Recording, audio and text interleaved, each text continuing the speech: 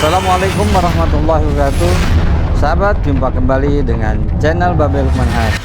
Sahabat dimana saja berada, semoga senantiasa diberikan kesehatan dan keberkahan dalam segalanya.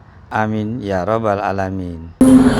Nabi bersabda, apabila atau jika sudah masuk 10 hari dari bulan Dzulhijjah, dari kemarin mulai tanggal 1 maksudnya, tanggal 1 hari Kamis kan?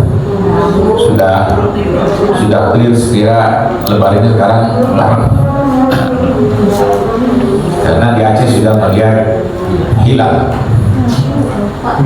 Wa arada ahadukum ayyudhiya, dan di antara kalian ada yang ingin berkurban, fala yamassa min sya'rihi, maka janganlah mencukur rambutnya, bulu-bulunya, ya. Wala basyarihi, kulit wala basyari saynasus, jadi tidak mencukur rambutnya, tidak memotong kuku-kukunya. Nah, ini di sini ada khilaf di kalangan para ulama. Sebenarnya siapa yang tidak boleh cukur rambut, kemudian tidak boleh memotong kuku hewan atau si pekurban? Ya, ini ya. Dua jawabannya, Pak. Yang satu mengatakan yang dimaksud adalah si hewannya yang dicukur. Kenapa? Karena hadis lain begini. Hadis ini diriwayatkan dari Aisyah, sedangkan Imam At-Tirmidzi, ma amila adamiyun min amali yawmin nahr ahabbu ilallahi min ihraqatid dam fa innaha la ta'ti yawmal qiyamati bi syuriha bi quruniha wa syuriha wa adlafiha. Rawahu At-Tirmidzi wa hadha hadisun hasan sahih. Kata Siti Aisyah, istri Rasulullah, pernah ngomong, ya kata Rasulullah, tidak ada amalan yang dilakukan oleh manusia pada hari nahar 10, 11, 12, 13 yang sangat dicintai oleh Allah, yang sangat dicintai oleh Allah setahun sekali, min ihraqatid dami, kecuali mengocorkan darah, maksudnya menyembelih hewan kurban. Kenapa? Fa inna adat yaumil qiyamah, itu hewan kurban itu akan datang nanti pada hari kiamat bi quruniha, dengan tanduknya, wa asy'ariha, dan dengan bulu-bulunya, wa dzabiha, dan kuku-kuku atau cek kuku ricikan itu semua akan datang menghadap manusia, didatangkan oleh Allah. Nah, berarti yang didatangkan bulu, kuku, dan sebagainya itu adalah hewan kurbannya. Oleh itu, maka penafsiran ulama terhadap hadis ini yang dimaksud adalah hewan kurbannya. Kalau mau dikurbankan dan sudah masuk tanggal 1 bulan Dzulhijjah, tidak perlu dicukur dan sebagainya, karena dia akan datang pada hari kiamat. Ya, pertanyaannya adalah kenapa Rasulullah itu menyebutkan yang datang itu letak di yaumul qiyamah, itu datang pada hari kiamat itu adalah tanduknya, bulunya, kuku-kukunya, untuk melahirkan pemahaman. Karena 3 hal tadi, tanduk, bulu, dan kuku, kan tidak dimanfaatkan terkait dengan kurban langsung. Ada yang dimasak itu bulunya? Kan ada. Artinya itu kan terbuang. Nah, seakan Rasulullah mengatakan, jangan kau anggap bahwa itu tidak ada manfaatnya. Itu semua jadi pahala di hadapan Allah, sekalipun tidak digunakan secara langsung. Jangan kau anggap bahwa tanduk yang dibuang itu, bulu-bulunya yang dibuang juga, dan ceketnya itu, kukunya itu, jangan kau anggap itu tidak ada pahala. Ada pahala. Nah, itu semua, bahkan ada hadis mengatakan bikulli sya'ratin hasanatu, setiap bulu dari hewan ternak itu dibalas oleh Allah satu hasan, satu kebaikan. Kebaikan itu apa saja? Umum, bisa pahala, bisa terampuni dosa, bisa ada hal-hal yang baik dalam diri dan keluarga kita yang menjadi tolong kita nafkah.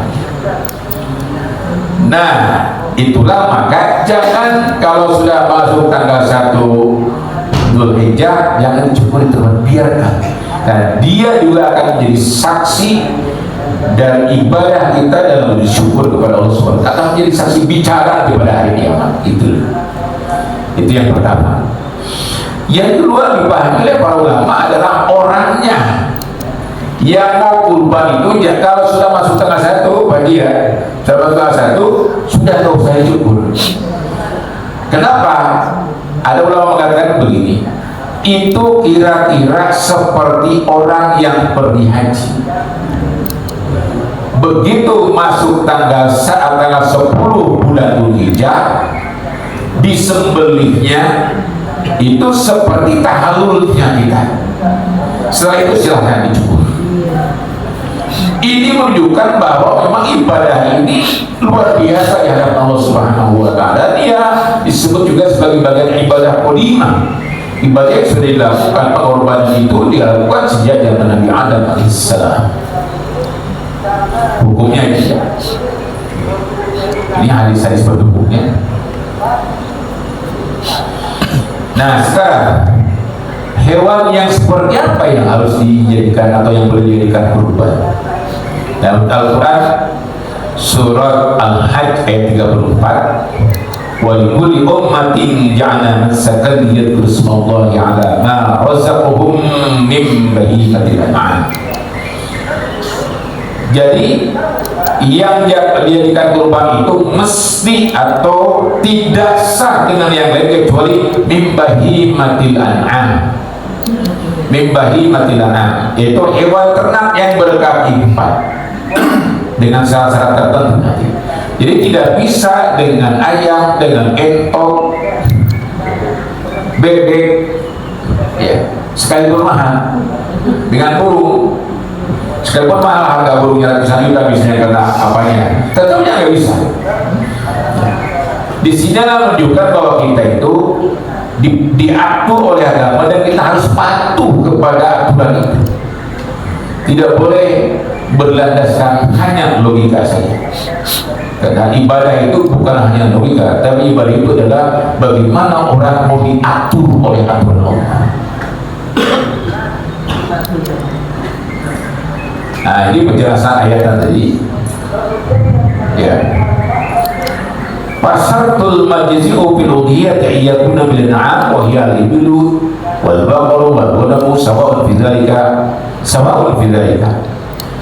jami'u anwa'il ibil min al-bakhati wal i'rab wa jami' anwa'il baqari min al-jawabis wal a'rab wal i'rab wal darbaniyah wa jami'u anwa'il ghanami min al-dhani wal ma'zi wa anwa'uha wa yaji'u wirul an'am min al-baqari al-mahsyah wa hamilat itoba wa ghiriha bila khilaf. Syarat wasyaratul maji'u fil udhiyah, syarat dibolehkannya dalam udhiyah atau berkurban adalah ayyakuna minal an'am, harus dari an'am, hewan ternak yang berkaki 4. Wahia, an'am itu adalah satu al-ibilu onta, ibul onta, wal baqaru dan sapi, wal ghonamu kambing, sawa'un sama, semuanya itu fi dzalika, ini semua itu sama. Fi dzalika jam'an wa sama, semua jenis itu dibolehkan. Ya. Kalau onta minal bakhati wal i'rab, kalau onta jenis bakhati dan jenis i'rab, karena memang onta itu kata para ahli hanya 2 macam, bakhati dan i'rab. Bakhati itu onta yang punuk 2, ada 2 punuknya. Nah itu. Nah ini dia. Ini yang biasa di Timur Tengah. Nah ini kalau onta itu dengkulnya dua Pak, ini satu, ini dua nih, dengkulnya dua ya. Nah ini jenis, mending dibuka-buka apa-apa lah. Ya.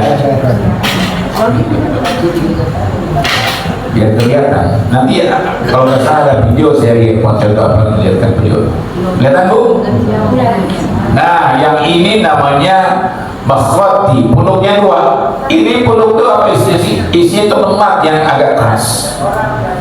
Karena kalau dia tidak dapat makan seminggu 2 minggu masih bisa bertahan. Iya. Makanya dalam ibadah haji itu dalam surat Al-Hajj sebutkan bahwa wa'adhin bin nasi bil hajj ya'duka rijalahu ala kulli dhamir ya'tina min kulli fajjin 'ani. Serulah kamu wahai Ibrahim, serulah oleh kamu wahai Ibrahim manusia untuk pelaksanaan ibadah haji, maka nanti akan datang kepadamu ya rijalan, ada yang jalan kaki.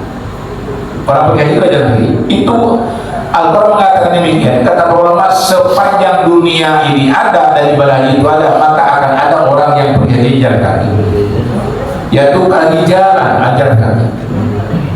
Laki-laki itu disebut rojul, laki-laki rojul, perempuan mar'ah. Karena laki-laki itu sama dengan kata rijal. Laki-laki itu sifatnya Al-Quran doyan jalan, traveling misalnya. Nah itu laki-laki pulang dari kerja mampir dulu ke kafe, ke tempat kopi, itu laki-laki muter-muter itu laki-laki. Iya kan laki-laki itu. Jadi ibu-ibu jangan nanti kalau laki-laki suami kita misalnya suami ibu ya suami ibu ya suka pergi kemana emang punya sifat rojul. Rojul itu sama dengan rijal, suka jalan kaki, suka pergi. Iya. Kalau laki-laki, kalau perempuan dalam bahasa Arab disebut maratul, zamannya nisa. Ya, maratul itu seakar kata dengan mir'ah. Mir'ah itu kaca cermin. Makanya perempuan kerjanya melihat dirinya aja cermin. Kita lihat. Sampai lagi di mobil saya pernah di mobil di kampus kan pakai kaca mirror tuh di tempat parkir. Saya di dalam, nggak saja dalam mahasiswa dapat turin segala macam saya lihatin. Iya. Saya buka, paling begitu. Nah itu perempuan begitu tuh, nggak boleh ada kaca cermin pas dia. Karena memang jiwanya sudah diplotting oleh Allah begitu. Coba ya kalau ngaca, muter badannya. Jadi saya suka lihat di saya, bukan mau lihat yang lain. Kalau bapak-bapak kan ambil sarung, ambil baju rokok, kadang-kadang peci sambil jalan dipakai, jadi aja. Kalau perempuan nggak begitu, biasanya. Biasanya. Ini namanya bakhoti, ini awal, mirot, ini bakoroh. Saya lupa saya tampilkan satu. Ini namanya jamus sapi. Jadi semua jenis onta, semua jenis sapi, semua jenis ini namanya audon, domba. Ini namanya maiz, kambing. Ada kaitannya? Nah ini maiz kambing ini namanya jawabus atau jamus. Ya, kebo ini Pak.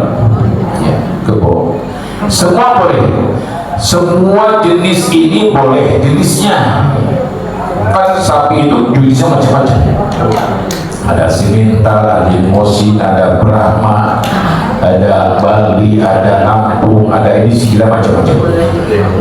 Tapi syaratnya harus ahliyah. Ahliyah itu harus yang dipelihara.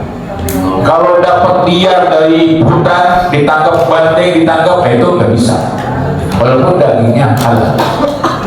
Kan kalau kita ke taman safari, ada banteng yang besar. Hijau nggak boleh?